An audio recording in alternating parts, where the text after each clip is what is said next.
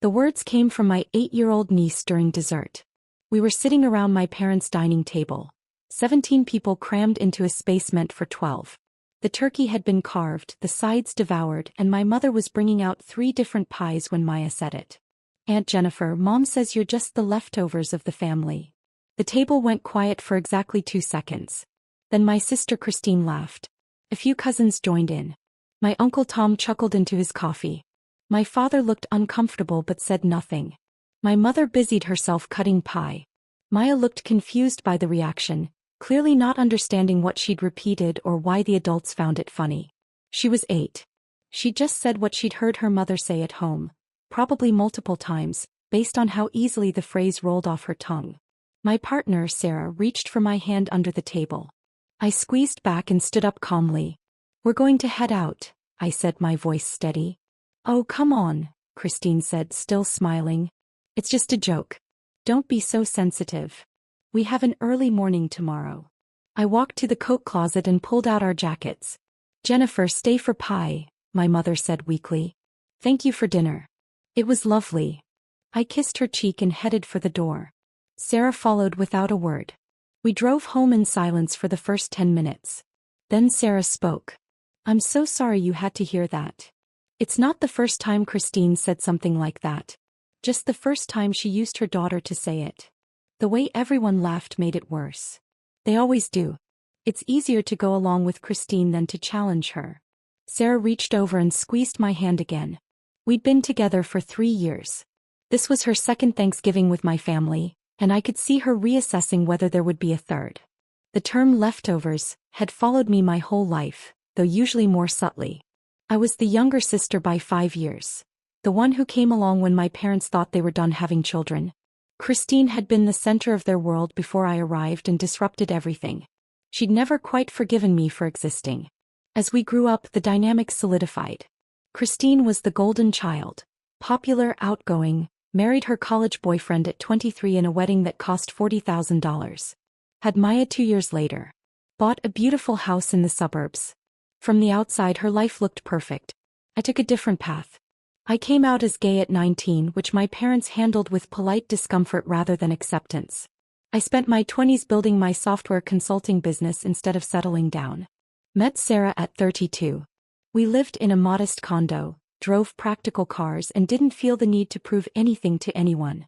What my family didn't know, what Christine especially didn't know, was that I'd been paying her mortgage for the last 6 years. It started during her divorce. Christine's picture-perfect marriage imploded when she was 31. Her husband emptied their joint accounts and disappeared, leaving her with a toddler and a mortgage she couldn't afford on her receptionist's salary. She called me crying, desperate. The bank was threatening foreclosure. I'd helped. Of course I helped. She was my sister and Maya was my niece. I called the mortgage company and worked out an arrangement. I became a co-borrower, which meant the payments could come from my account. Christine said she'd pay me back, just until she got back on her feet. That was 6 years ago. The payments never stopped coming from my account. $4,200 every month. Plus property taxes of $12,000 annually. Plus homeowners insurance of $3,000 yearly. $58,400 per year. $350,400 total over 6 years. Christine never paid me back a single dollar.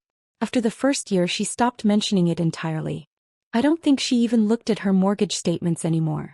They came to my address since I was the co-borrower handling the payments. As far as she knew, the mortgage just somehow got paid every month. She remarried 2 years ago to a man named Kevin who worked in pharmaceutical sales. They took vacations to Mexico and renovated the kitchen. Christine wore designer clothes and drove a new SUV. At family gatherings, she talked about her successful life, her beautiful home, her perfect family. And she called me the leftovers. The call came 3 days after Thanksgiving, Sunday afternoon. I was working on a client project when my phone rang. Christine's name flashed on the screen. "Hey," she said, her tone casual. "I'm looking at the calendar and the mortgage payment is due on the 1st. Just wanted to make sure everything's set up for this month." I'd been waiting for this call. I'd canceled the automatic payment on Thursday night, right after Sarah and I got home from dinner. "Actually," I said, keeping my voice neutral, "leftovers don't pay bills." Silence. "What?" You heard me. Jennifer, what are you talking about? Is the payment set up or not? It's not. I canceled it Thursday night. You canceled it? Why would you do that? Her voice was rising. Because according to you, I'm just the leftovers of the family. And leftovers don't pay $58,000 a year to keep their sister in a house she can't actually afford. More silence. I could hear her breathing. Wait. You've been paying my mortgage. For 6 years. Every month. Plus property taxes and insurance. I thought the bank worked out some kind of program. After the divorce. The program was me. I co-signed and took over the payments. You said you'd pay me back once you got stable. That was 6 years ago. I didn't realize you were still paying. I thought maybe it was just the first year and then I took over or the bank worked something out or... Her voice trailed off. You never asked. You never looked at a statement. You just enjoyed living in a house you couldn't afford while telling your daughter I'm the leftovers of the family. That was a joke. Maya shouldn't have repeated it. Kids say everything. She repeated what you taught her. That I'm less than. That I'm unwanted. That I'm the scraps. My voice stayed level but I felt years of hurt behind every word. And the whole family laughed. So clearly they agree. Jennifer, come on. You can't just stop paying my mortgage. I have a child. I have a home. You have a home you can't afford. And Kevin has a good job. Between your income and his, you can cover the mortgage yourselves.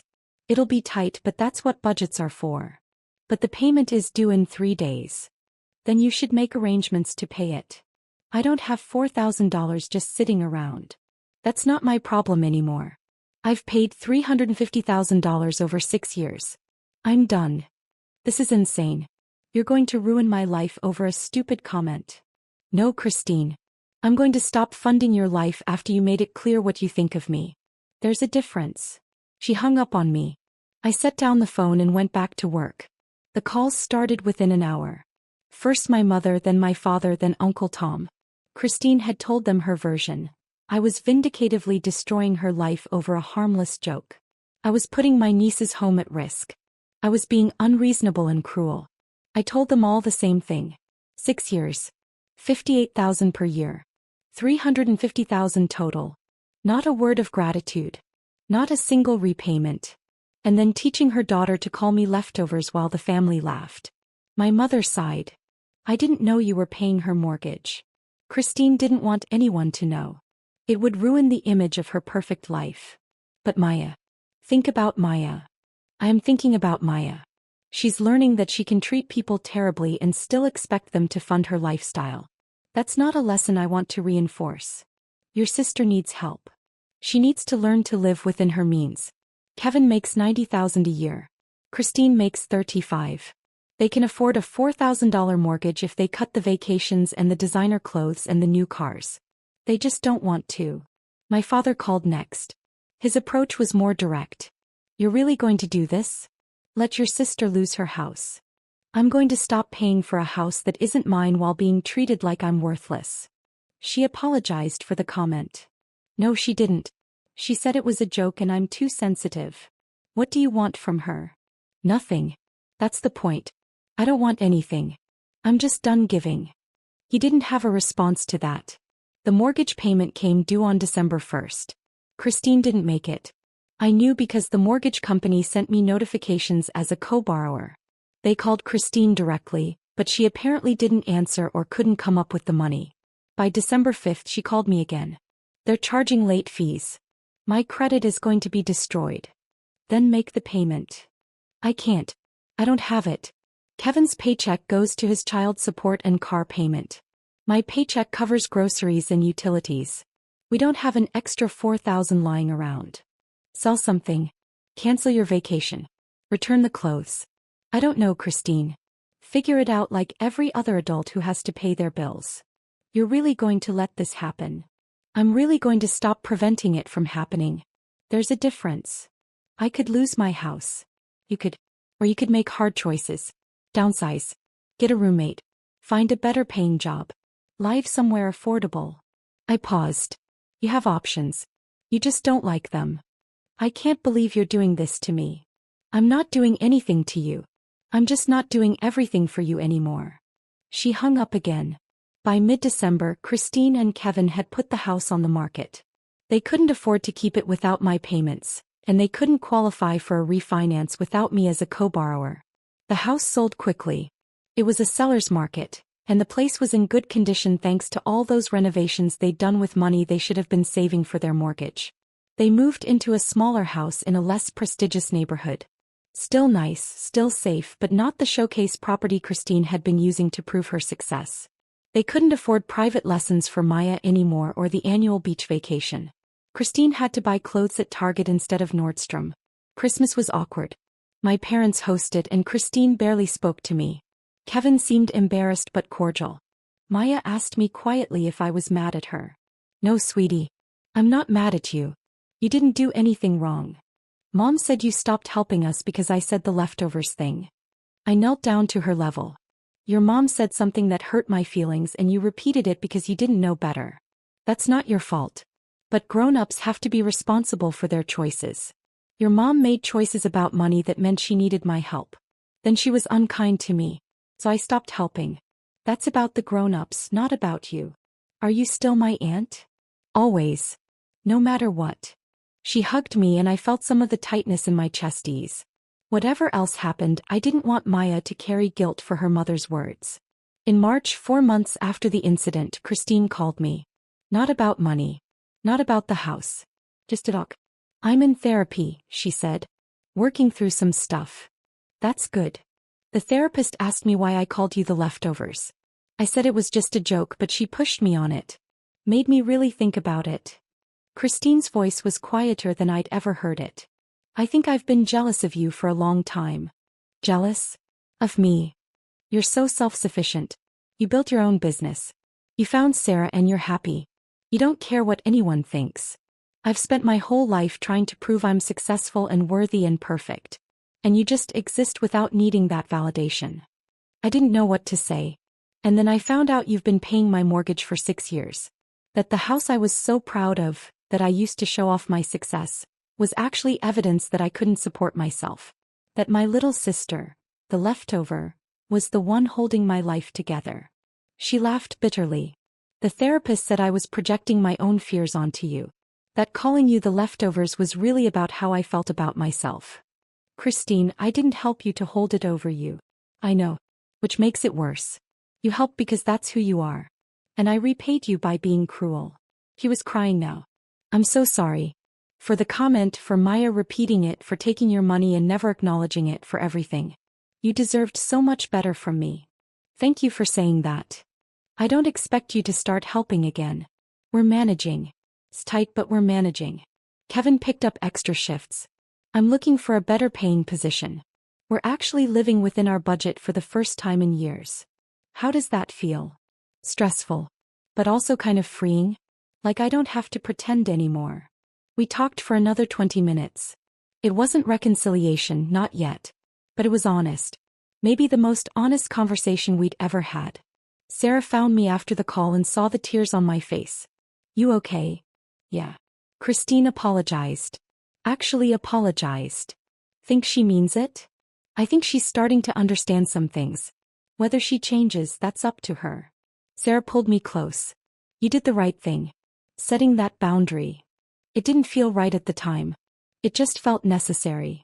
Sometimes those are the same thing. I thought about that. About boundaries and family and the difference between helping and enabling. About being called the leftovers while being the person who kept everything together. Maybe being the leftovers wasn't the insult Christine thought it was.